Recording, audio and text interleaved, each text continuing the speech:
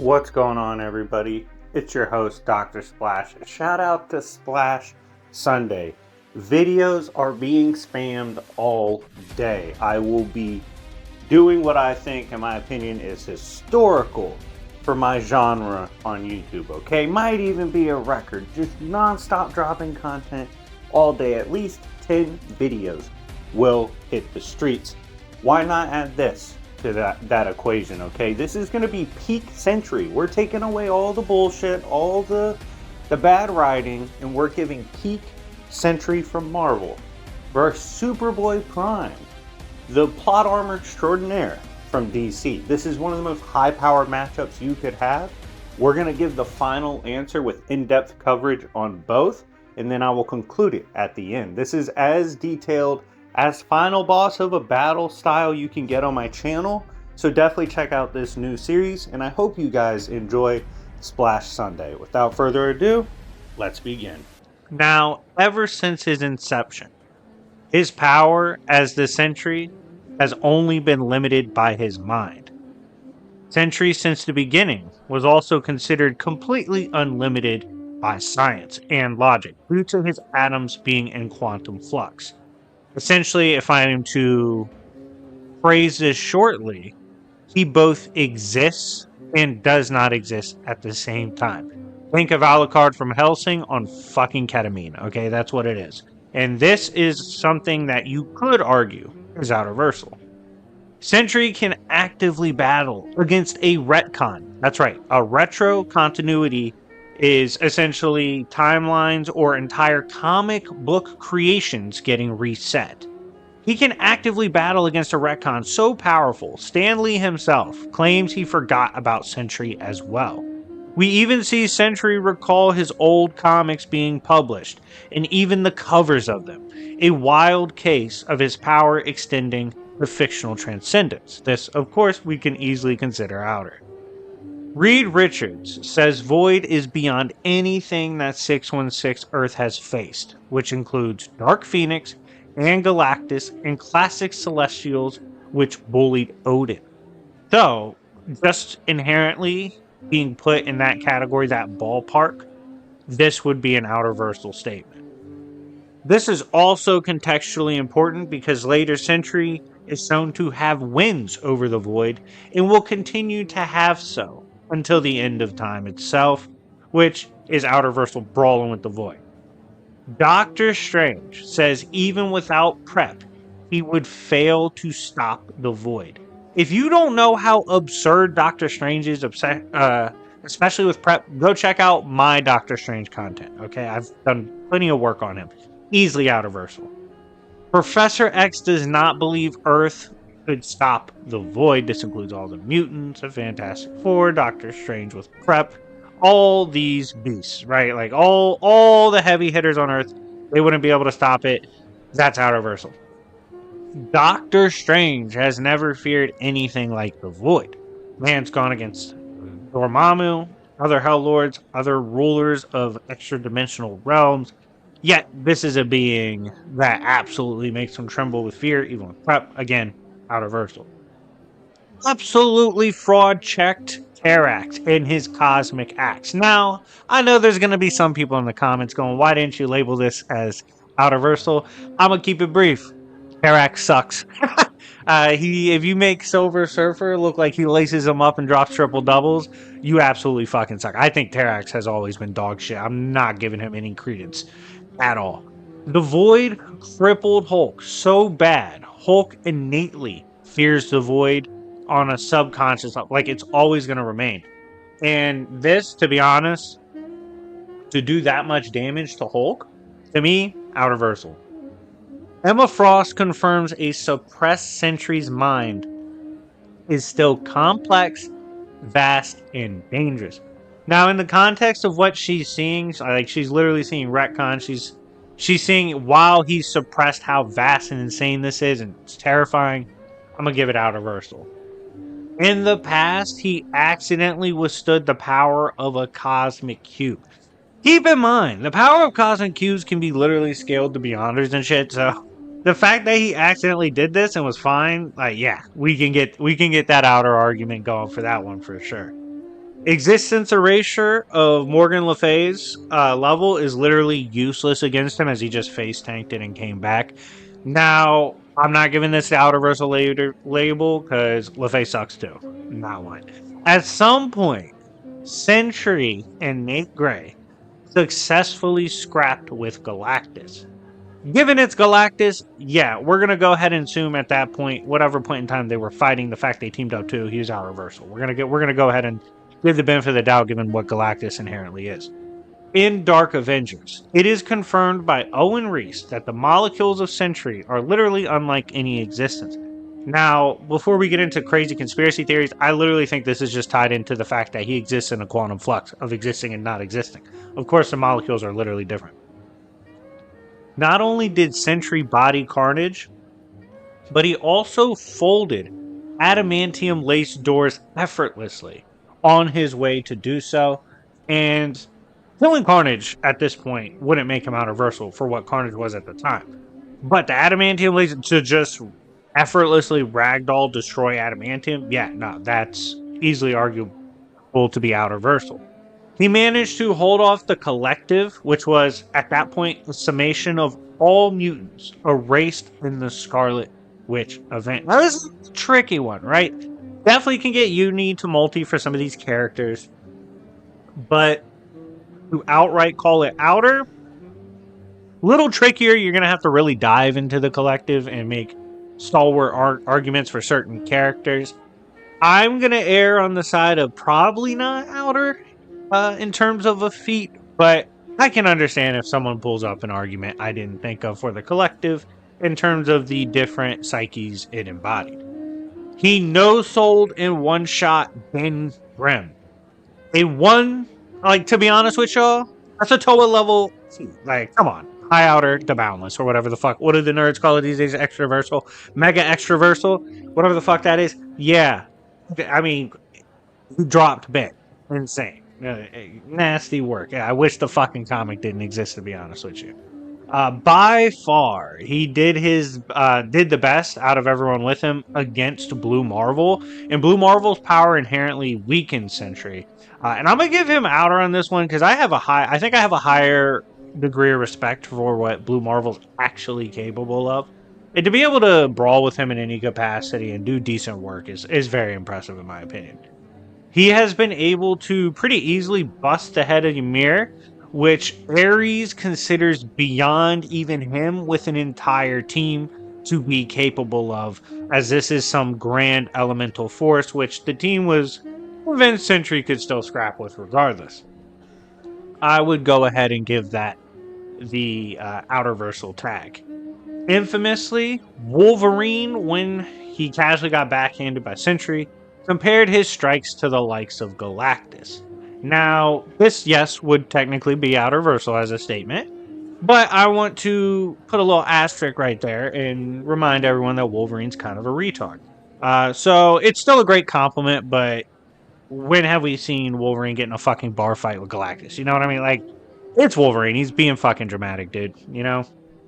Anyways, he turned Ares into a fucking spaghetti special on Thursday, and for that, even though Ares kind of sucks, we are going to give it outerversal. Because he dead ass sent him to Valhalla. That was bad. Like, he put him on the fucking t-shirt, took him off the census in one fell swoop. It was horrible. He was able to rock the shit out of Cosmic Cube Absorbing Man. Now, there are some people that might try to get semantical about this. Oh, how much did the Cosmic Cube did he absorb? How strong was he actually? Regardless, dabbling with that kind of power, it's pretty easy to argue we could put this in an outerversal category. He was able to physically brawl with World War Hulk, perhaps his most famous feat. This one, no doubt. Like, it's very easy.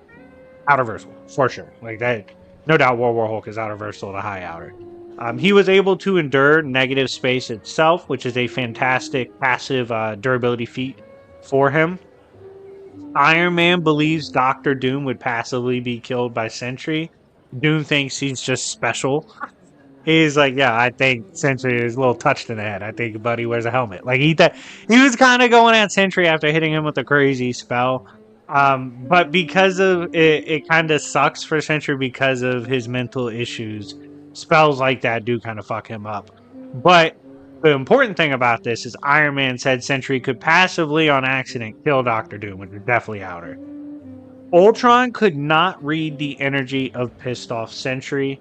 And he also said this energy was unadaptable, showing that, power mimicry and hacks like that, trying to use it on Sentry can actually be quite complicated. Molecule Man, while he was not at his strongest, is still a formidable reality warper and could not fully erase the Sentry, which is outer versatile durability feat. He also has aura hacks that can subdue even a raging Hulk.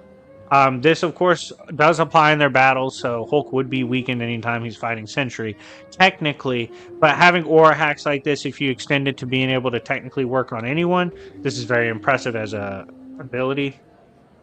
There is nowhere in existence that Sentry can't manipulate matter, even in the microverse and in between the folds of all matter.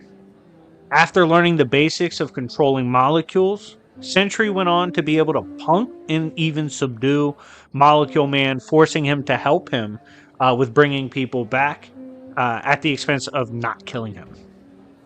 In New Avengers, it is again confirmed Sentry can access the writers themselves, as he did so with Marvel writer Paul Jenkins.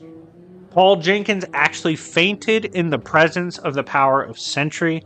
By the way, being able to do so to Molecule Man and this writer does obviously outer versatile. And in a crazy way later on, it is literally implied Sentry has entire comics within his own vast mental space. And for this, obviously outer to high outer, for mind hacks and psyche. Paul Jenkins would go on to confirm he can't stop Sentry, and he actually doesn't fully understand him or how he works. We then see, and of course that's outer, we then see his psychic powers transcend and can go in and out of comics themselves, to the point that Sentry turned literal comic books into his personal diary. And we have to hit that with the fucking high outer notation, baby. And with Death Seed unlocking his potential, Sentry not only stat stomped the shit out of Thor, sorry, mispronounced the shit out of that, but he explained the void came from an aspect of the White Hot Room itself, which is outer. Approaching the merged Sentry arc, Sentry could one-tap pre-merge tier Sentry threats and one-shot Avenger level beings, both outer versatile. He contains entire dreamscapes just within his mind, and is one of the strongest to ever exist in the history of 616. Slap that outer tag on it. Sentry can also defeat beings that literally kill ideas themselves, which is also outer. It's implied his power also has ties to the Bible. Later on, and perhaps the most impressive feat to me, Void pressed Yggdrasil absorbed Strange and Sorcery Supreme Loki, and that Void would get taken down by Sentry. Conclusion. While Sentry is indeed up and down, I could make a whole jobber video on him of moments he's lost and been embarrassed. Let's consider him at his higher ends. He's easily above the likes of base 616 Thor, and can be reputable up to Galactus tiers in AP and battle potency consistently. His quantum flux state gives him insane regen and durability, and most of his powers are indeed tied to his psyche. When dialed in, this reaches outer to high outer level, even breaching the authors themselves and hopping through comics. His reality warping also would scale to this, making Sentry insanely dangerous. In conclusion, we've provided at least 30 plus outer versatile statements or feats that you can collect for Sentry, and considering he doesn't have that many appearances, that's a pretty healthy margin. We have DC Comics Presents issue 87. Superboy-Prime is not affected by the same thing Superman is. He blatantly negates a red sun. Now keep in mind, if you need Superman scaling because he's going against an all-out Superman, I will link in the comments my Superman scaling video so you have a full picture of just what he contextually scales to for that moment. JLA issue 119. Superboy-Prime encounters Martian Manhunter and proceeds to one-shot him, with Manhunter at that time being somewhat relativistic to Superman from the main line. Infinite Crisis issue 3. Superboy one-shots Power Girl. Again, he's kind of running this gauntlet of Superman tier characters and literally one-shotting them. And if we have an all-out Superman of this era in the outer versal range, due to having feats beyond time, space, even dimensions, Superboy easily one-shots that caliber, which is absurd. Infinite Crisis issue 4. Superboy-Prime beats the shit out of Superboy and Krypto so bad that they are forced to call the Titans in for backup. Superboy-Prime then easily shrugs off the efforts of the Titans. Infinite Crisis issue 4. After killing several of the Titans by accident, it takes the entire Flash family to push him into the Speed Force in hopes that the concept of the Speed Force, which again, it's one of the most powerful primal forces in creation, even can impact narratives themselves. If this is a thing, they're hoping that, like, hey, something this powerful can hold him, which you're about to see is not the case, unfortunately. Teen Titans issue 32. In a flashback sequence, we see just how overwhelming Prime was against the Titans, even fighting off the Flash family with just his raw speed alone. Taking on the Speed Force users with just your raw speed, ridiculous. Teen Titans issue 32. Prime is sent into the Phantom Zone and breaks out with so much force, he retcons Beast Boy and his entire story up until now. Yes, this character is famous or infamous for his retcon punches. A lot of people associate this with changing the universe. It's much more fundamental than that. He's literally changing the stories themselves. This is an outer-versal hack. It's an outer-versal concept within the confines and context of DC's creation and how the verse is set up. Teen Titans issue 32. The Titans at full force were overpowered by Prime and are forced to banish him to the Speed Force as a last resort. Infinite Crisis issue 5. Prime is then able to break out of the Speed Force. Again, this is a concept, like I said, is easily outer or high outer, and he just shatters through it to get out. Infinite Crisis issue 6. Black Adam, Martian Manhunter, and several other heroes can't hope to hold back Prime, as he sends everyone flying when he finally loses control. Again, like I said, countless examples of Superman adjacent characters getting raffle stomped by him casually. Infinite Crisis issue 6. Prime was beating the Titans so bad, Superboy could only think to slam him into the Cosmic Tuning Tower, which was powered by all the magic of the entire multiverse of DC and built from the remains of the Anti-Monitor. Once Superboy was thrown into it, the tower itself shattered. Again, as you expect, Superboy tanks it. Infinite Crisis issue 7. Prime is too fast for any hero from DC to catch up to or keep up with. In fact, at this point, it's not even close. It's disgusting, right? If you are someone that loves speed tiers, immeasurable to irrelevant characters, in terms of their speed tiers are getting dusted by Prime at this point. Infinite Crisis issue 7. The Lantern Corps couldn't hold him back. He broke through a wall constructed from their combined willpower and started effortlessly slaughtering them. Infinite Crisis issue 7. Took 2 Supermen to push him through a field of kryptonite, then through a red sun, then crash him into the lantern green giant Mogo, which is a planet itself, to have a chance at slowing Prime down. And again, all of this doesn't even put him down. This is 2 Supermen going all out. Supermen renowned for their outer-versal feats. Infinite Crisis issue 7. After running through several teams of heroes and the Lantern Corps, a kryptonite field, and a red sun, Prime is finally brought down by the 2 Supermen, and the remaining Lanterns show up to imprison him. Infinite Crisis issue 7. A red Sun Eater and a quantum containment field surround Prime.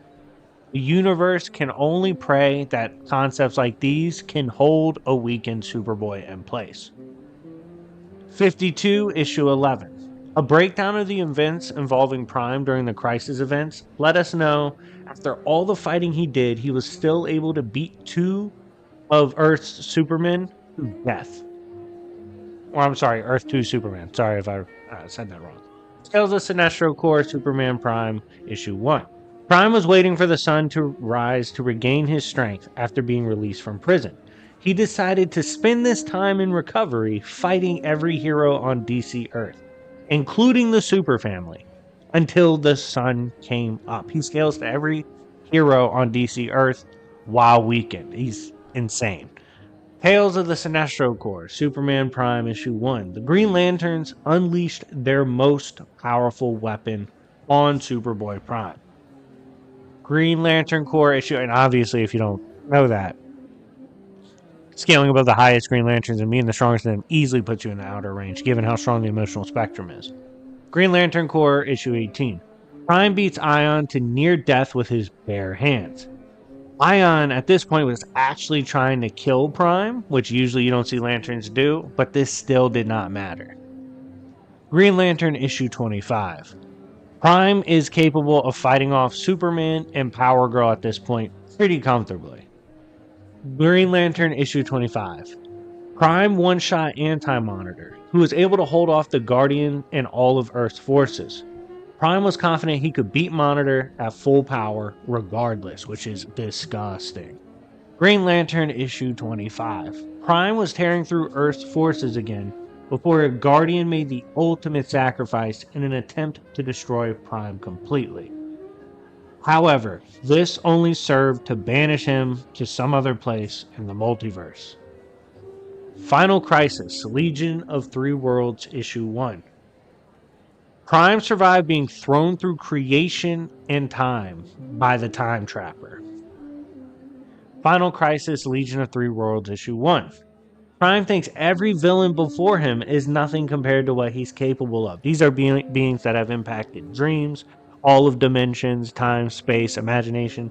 All these things you can conceptualize. They've threatened. He's beyond that.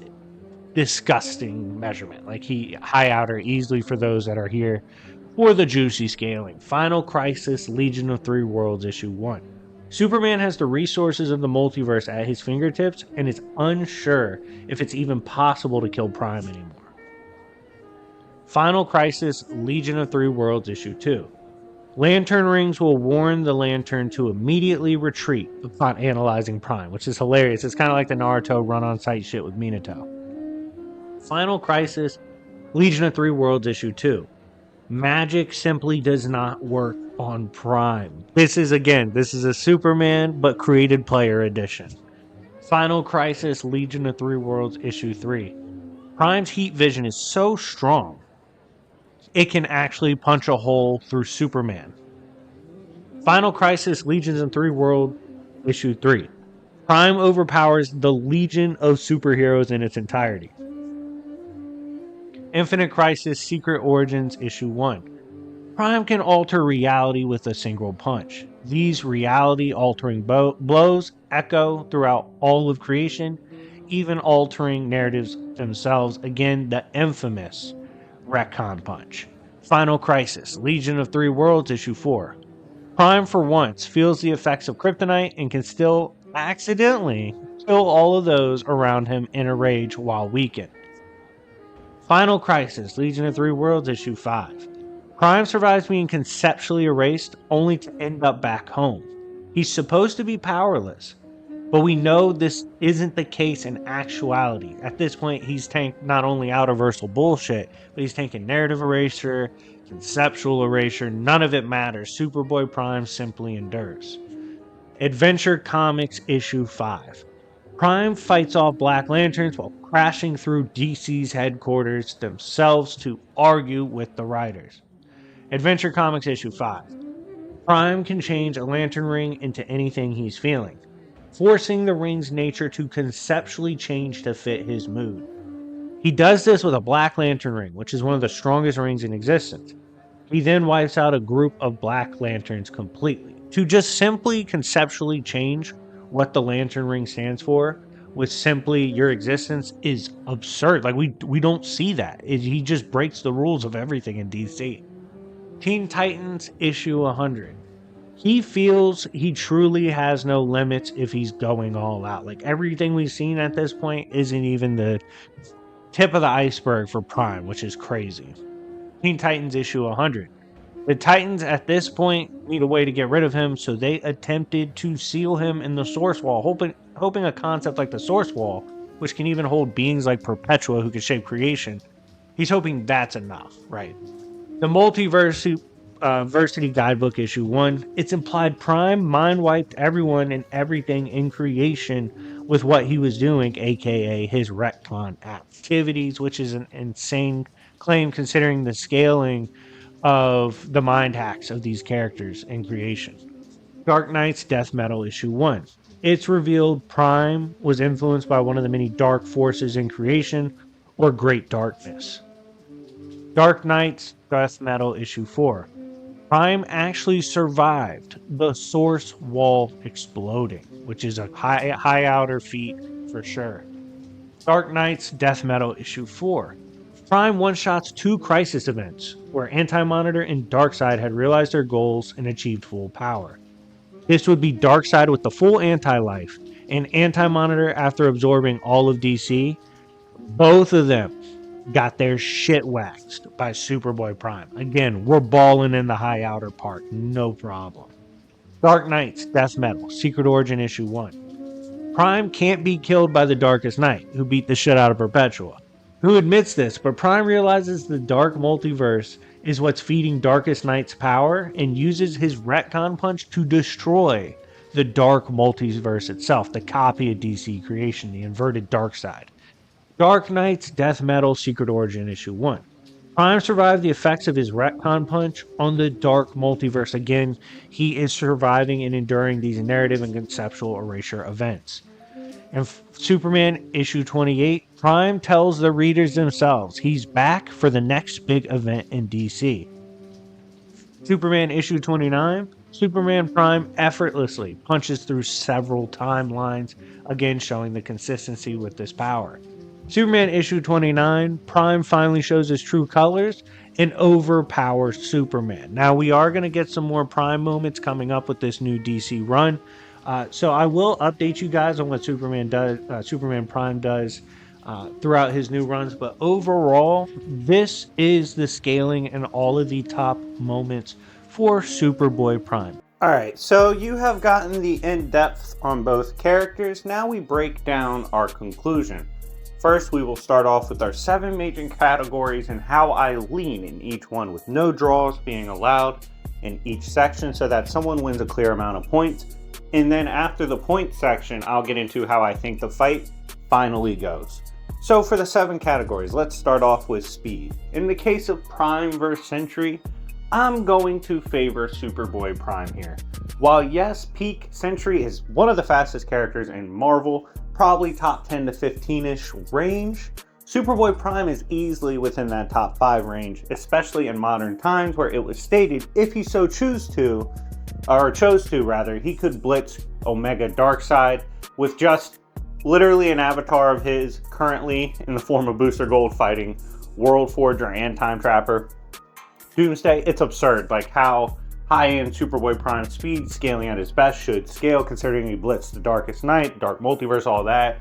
On top of that, I would say he's probably top 5 in DC range. So there's a little bit of discrepancy there. I'm going to go with Prime for the speed. Now, next up we have attack potency, or AP. They're striking. Both are in that high outer range for sure. Again, must re-emphasize this is an all-out, no bullshit riding Sentry. That's why he's so strong for those that are going to try to downplay him. However, physicality-wise, Superboy-Prime has one of the best profiles in fiction, okay? And I'm going to lean here with him for the AP. Him destroying the dark multiverse, him being able to scale to Omega Darkseid, all of the current Superman feats, he also scales to as well. It's literally stated he could end this event at any time, but he loves tournament arcs, and he's a power scaler's dream, okay? He actually fucking said that. With that in mind, everything he scales to and above, including being the reason the Darkest Knight came down, someone that, if you don't remember, was beating the shit out of Perpetua, who's an agent of the Source, It's absurd what Superboy-Prime scales to in the modern sense. That's not even mentioning the famous retcon punches, okay? AP wise, I favor Prime. Durability wise, this is a weird one because we have to emphasize what we mean by durability. I think for a lot of us, and me included, when we think of durability, it's a mixture of what you can straight up tank, but it's also a mixture of what you can regenerate from, what you can recover from and stay in it. I'm not gonna lie, in fiction, when I think of regeneration, Sentry is one of the best. Whether he regenerated from Molecule Man when Owen was trying to erase him, tearing off his face to prove it didn't matter, regenerating from all his physical body being destroyed, regenerating from being destroyed on the timeline. Stupid what he can come back from. His peak form, including Void, as well, like peak when he's merged with Void, which scales above Yggdrasil, that reforms in the White Hot Room. It's crazy what he can regenerate from. But there is also something to be said for the likes of face tanking, right? Like, yes, let's say you regenerate from outerversal injuries, but what if you just don't get hurt by those said outerversal injuries, right? Do we give more credit to the regeneration or to someone that doesn't get hurt by it in the first place? I say all that to say, for a character that's face tanked retcons, the Dark Multiverse being destroying, those narratives being destroying, primal forces being destroyed, being sent through the source wall, all these tiers of damage and just face tanking, I'm probably going to have to favor that. So with that in mind, I think we can fully acknowledge the range of durability of Sentry in terms of his regeneration and how impressive it is. But the face tanking is more impressive for Prime. I think he has a higher threshold of durability. Next, we have intelligence. This, in my opinion, is Sentry and Void's game all day. While both characters are known for being more aloof and just super powerful, Sentry and Void have spent so much time in a general sense and a cosmic sense that while yes, Prime has those moments of, the fourth wall breaking and the meta-narrative awareness, Sentry's done that as well to an extent. But his overall sense of awareness and experience, in my opinion, is just better than Prime's. I'm going to favor Sentry here. Skill-wise, I have to favor Sentry and the Void. Both characters don't have an insane amount of appearances, but Sentry was also one of the first Avengers before he retconned himself. He served so much time as both an Avenger, Dark Avenger, and a Cosmic Warrior, as well as his time with characters like Doctor Strange. He just overall, I believe, has more experience and skill than the likes of someone like a classic brawler, such as Superboy-Prime. Next up, we have hacks. Now, I'm going to get a lot of shit for this. I don't care, because I'm going to explain myself. I favor Sentry in the hacks category. Now, this is tricky and nuanced, just like the case of durability was. Superboy-Prime has amazing hacks, everything from his insane physical stats that comes from essentially being a Kryptonian that lacks most of the stupid weaknesses of basic Kryptonians. I mean, he literally comes from the, quote, real world, alright? But on top of this, the famous retcon punches, his meta-narrative importance, how he just seems to transcend the narrative entirely to the point that he's completely aware of what's going on, therefore he can act accordingly. There's a lot going on hacks-wise that we do need to give Superboy-Prime credit for. However, if we are discussing hypothetical not holding back Sentry and no bullshit riding Sentry, crazy what's in his bag of tricks. From the quantum flux state he's constantly in terms of his existence, he's basically like a transcendental form of Schrodinger's cat, exists and doesn't exist at the same time. That's why erasing him is almost impossible.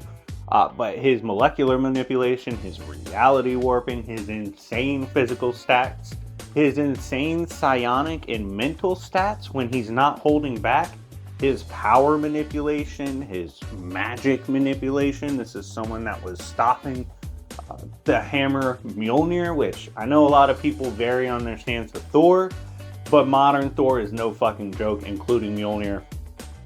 everything he brings to the table is disgusting. It's just a crazy bag of tricks that honestly not many characters can say they have on paper as many hacks as Sentry and the Void. So I'm giving him this category, and I'm not sorry about it. Final is gear. Final category is gear. This is a weird one because both characters are not known for their gear. However, we've seen Superboy-Prime with the better suits. We've seen him with, in my opinion, better locations and bases because yes, Sentry had a watchtower at one point, but Superboy-Prime's home bases include places where he can actually buy the comics and see the fiction he's about to partake in, which is very crazy. So I'm actually going to favor Superboy-Prime here, but this is one of those categories where it's like, how much does it really matter to the case? So there you have it. In the case of the 7 categories, we have 4 leaning Prime, 3 leaning Sentry. Who do I think takes it? Well, similar to the points category, I think the points winner actually will be the winner here in terms of Superboy-Prime. However, it's a little more of a discrepancy than the points would say. It's a little more than that 4-3.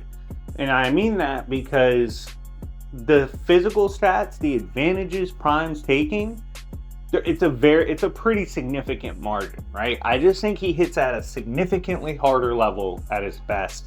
And I think his stats are significantly better at his best. And it's going to be just too much for even peak Sentry, peak Void to actually handle. While peak Sentry and Void is one of the strongest characters in all of comics, so is Superboy-Prime, and he's even more bullshit of a character. So in the end, I favor Superboy-Prime. That is my final answer. But anyways, guys, let me know what you think in the comment section down below. If you agree or disagree, let me know why. I hope you guys are excited for the rest of Splash Sunday. I'm looking forward to giving it to you. And yeah, anyways, it's been your host, Dr. Splash. And remember, it's Yancey Street, bitches.